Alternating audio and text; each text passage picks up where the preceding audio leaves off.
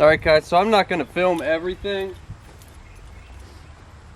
I've done a full car detail video on my channel already, so what I'll do is like the hot spots, how to do a wheel, how I wax the car, so on and so forth.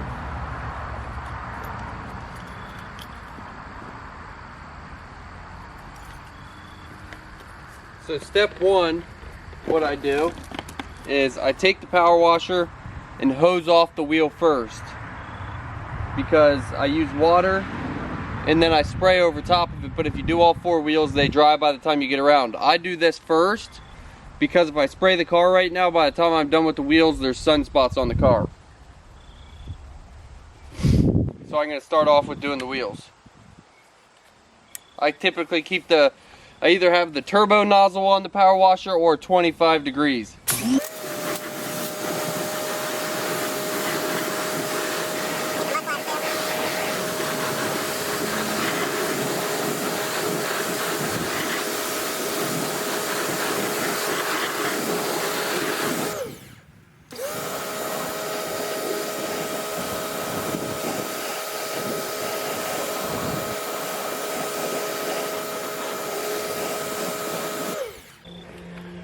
So the two products that I use for wheels is the Meguiar's products. These have just been the best that I've found. This is an ultimate wheel cleaner. This one says it's waterless. They both do different things great, so that's why I mix them both.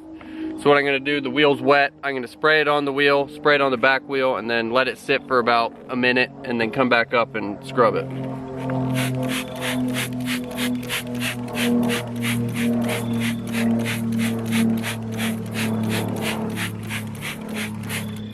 This is when I get the mud flap too. This stuff works great.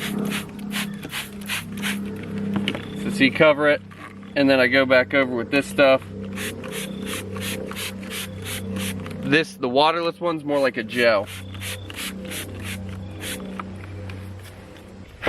Alright, so I got this cheap little folding stool at Walmart for $3. That helps your back. And then what I do is I have a bucket full of brushes here. Actually, some of these are tire brushes, some of them are toilet brushes. The toilet brushes work well because they always have a long handle, which helps you get back in behind there. So now what we're going to do is that's it. We're going to start scrubbing away at it.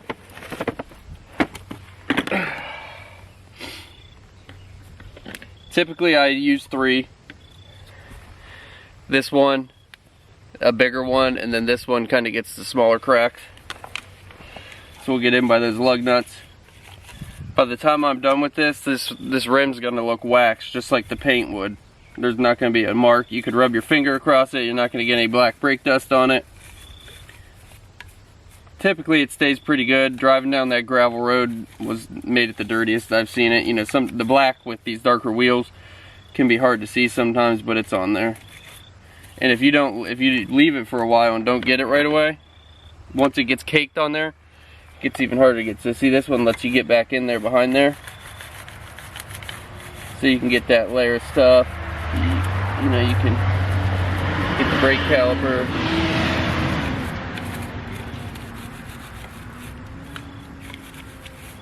Now, depending on how bad the inside of the tire is, sometimes, you know, once in a while I'll take it off and it's easier just to do when it's off the car. But the other thing too is once that spray sits back there, that spray's pretty strong. So even if it's not, you know, even if you're not scrubbing it, you know, I could probably just spray it on a lot of this and most of it would come off. So it gets the bad stuff. And then see, I go around, this gets all the cracks on the outside. It goes over the top one more time to miss any, you know, spots that did the first time.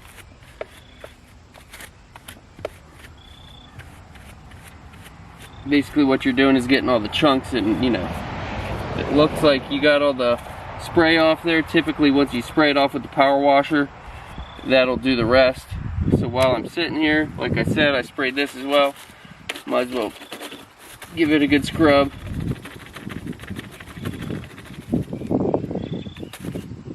Clean as clean can be. Take my tools to the back.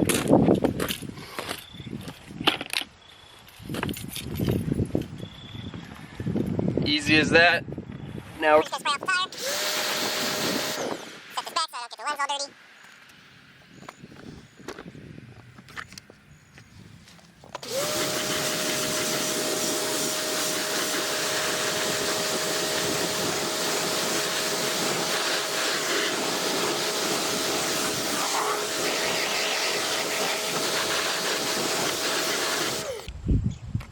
Now just by that quick 2-minute clean, you can see there's barely any dirt on there, if not any, and it's shiny. Now once I'm finished, I'll use the same towel I wax with or something to go over it, and it leaves it with a nice shine.